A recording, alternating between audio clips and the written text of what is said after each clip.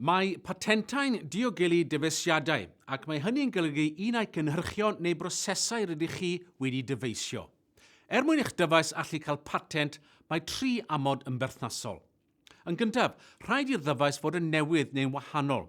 Mae hyn yn golygu syniad cwbl newydd sydd erioed wedi bod ar gael i'r cyhoedd, hyd yn oed gennych chi.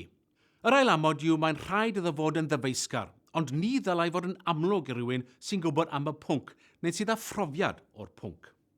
Ac yn olaf, rhaid gallu wneud neu ddefnyddio mewn rhyw fath o ddiwydiant.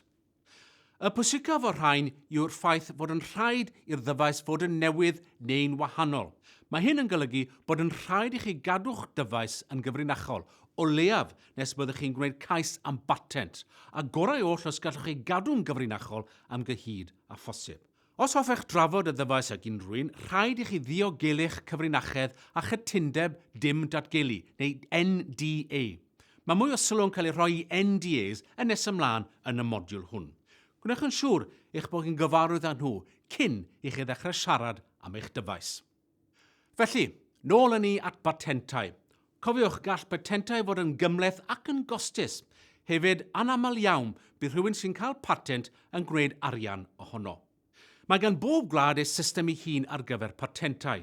Mae hyn yn golygu bod yn rhaid i chi wneud cais ar wahân ym mhob gwlad lle rydych chi am ei ddiogelu. Fodd bynnag, mae swyddfa patentau Ewrop yn prosesu patentau'n ganolog ar rhan y gwledydd sy'n aelodau. Bydd swyddfa patentau'n asesu pob cais, yn gyntaf i weld oes modd rhoi patent yna i ganiatáu'r patent. Mae patentau'n para am hyd at 20 mlynedd o ddyddiad eu cyflwyno, ond fel rheol bydd yn rhaid eu hadnewyddu bob blwyddyn. Yn Unol Daleithiau America, rhaid eu hadnewyddu bob 4 blynedd. Gadewch ni edrych ar eich dyfais. Y cam cyntaf yw darganfod a yw newydd go iawn. Rhaid i chi wneud chwiliad patent ac mae yna offer pwerus eich helpu chi i wneud hyn. Esbasniad yw'r cyntaf.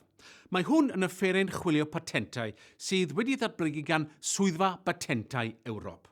Gallwch ddefnyddio geiriau allweddol ar ysbasnet i chwilio am ddefeisiadau tebyg i chi'n chi. Gallwch chi ddefnyddio i chwilio am batentau sydd wedi cyflwyno gan eich cystadleuwyr.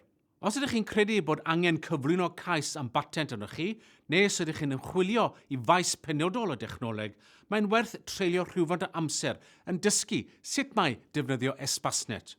Mae tiwtorial defnyddiol ar sut mae ddefnyddio ar wefan Swyddfa Patentau Ewrop. Mae gan Swyddfa Patentau a nodau masnach yr Unol Daleithiau a sefydliad eiddo deallusol y byd beiriannau chwilio patentau ar-lein, am ddim hefyd. Mae peiriannau chwilio patentau yma'n rhaid i chi dalu amdanyn nhw ar gael hefyd. Neu gallwch chi droi at gwmni a fydd yn chwilio drwy patentau'n drylwyr i chi, am ffi wrth gwrs. Fodd bynnag, mae'n syniad da chwilio eich hun yn gyntaf. Gofynnwch i'ch cynghorydd busnes yn Busnes Cymru am help i'ch rhoi ar ben ffordd.